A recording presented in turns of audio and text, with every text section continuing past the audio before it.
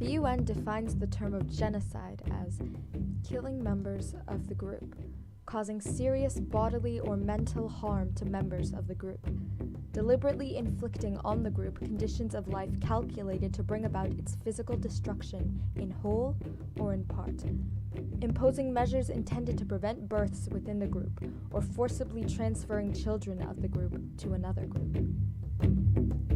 Perhaps one of the most notorious of the genocides, the Holocaust is remembered as a dark age of senseless and systematic murder. But even before that, genocides have taken place all over the world. The 1915 genocide of Armenia took place alongside the Second World War, yet not many have heard of its tale. The Turkish government massacred an estimated 1.5 million Armenians and left the survivors to march to their deaths in the Syrian desert. Today, Turkey still refuses to label this event as a genocide, arguing that the massacre was a response to Armenian rebellions and wartime conditions. In Germany, 1933, the day the Nazi Party promoted the boycotting of Jewish stores and offices, a man named Klemperer wrote a diary about the wave of repression that he'd witnessed in the past weeks. He wrote, "Instead of Germany, one should call it Armenia. This sounds more like Armenia."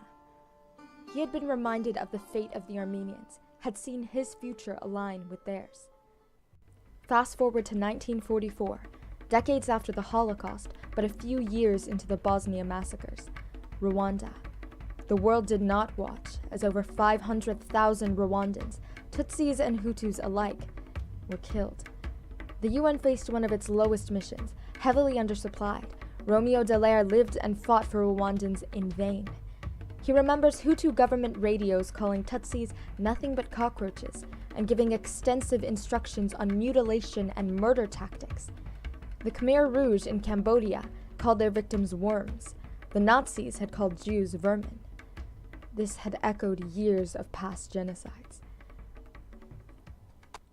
The first conviction for genocide occurred on September 2nd, 1998. Even before then, programs and tribunals were erected to prevent future genocides. The motivational banner that was held by all after the Holocaust was "Never Again."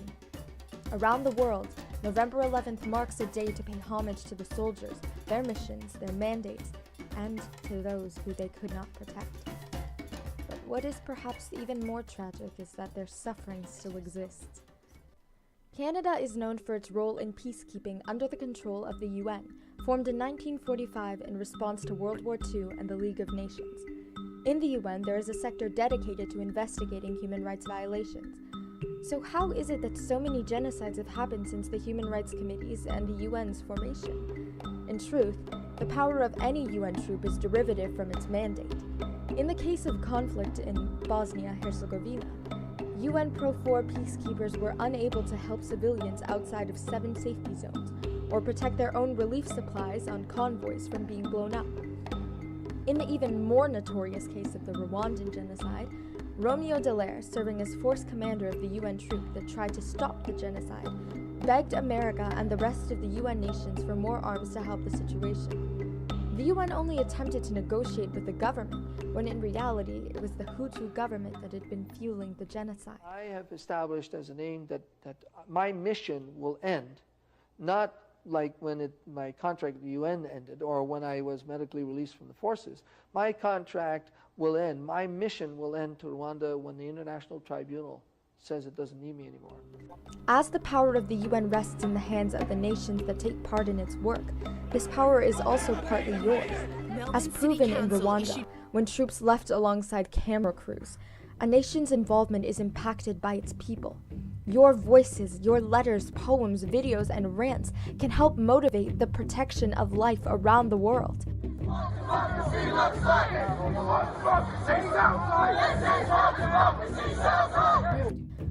Genocide and systematic massacres are man-made scars on the earth that will never fade. And even now, forces in countries and nations all over the world foreshadow the repetition of this bloody past. In Burma, where the government organizes violence against the Muslim Rohingya.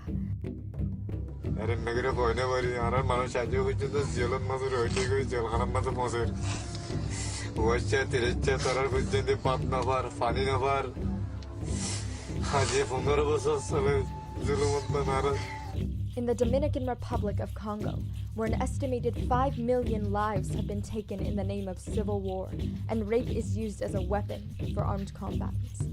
In Libya, where civilians fought to end Gaddafi's rule, only to have their new interim government watch the violence and infringement on human rights conditions. In Sudan, where the government drives out 500,000 civilians and bombs their homes. In Syria, when regional powers take sides on the killers of 100,000 people and the displacement of over 6 million. We cannot sit back and watch. We cannot wait for the media to turn back and give us a medal for our efforts. We protect them, not because we hope that one day they will thank us, that one day they will impact us. We protect them because they are people. They are mothers, fathers, daughters, and sons. They are the future and the past.